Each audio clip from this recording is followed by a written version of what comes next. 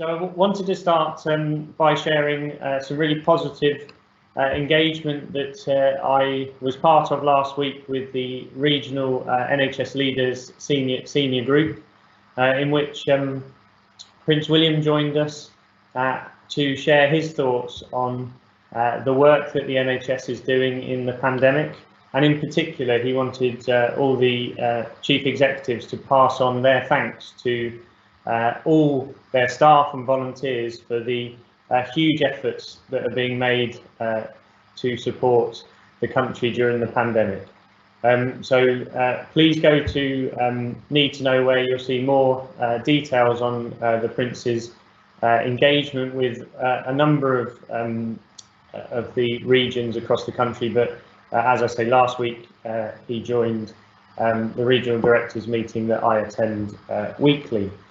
And I think some of the things that he focused on, in addition to the care that's being provided through the health and social sectors, was the massive effort of the vaccination programme. And you know, we have played no small part in that, and it's great to see figures of 90% of our staff being vaccinated, and a significant number of our volunteers also. He also talked, and it's really important focus of his, but also of the NHS at the moment, is the mental and physical well-being of our staff, and how we can look to ensure that support is not only available now, but is planned and available to people over the coming years, when, as we'll all be reading, the impact of the pandemic is expected to continue. But I think please go and take a look at the messages, and as I say, it's a huge honour for me to pass on the thanks of the Prince that he was kind enough to take his time to bring to us last week. But I think on that note of thanks, it's really important to remember that we continue to deliver quality care to our patients on a daily basis. In the week of the 28th of January to the 4th of February, we received 76 compliments from patients and families, showing their thanks and asking us to pass those thanks on to the teams that cared for them. That's a fantastic number of compliments, and our ratio of compliments to complaints continues to improve, and on a regular basis we're now receiving 10 compliments for every complaint.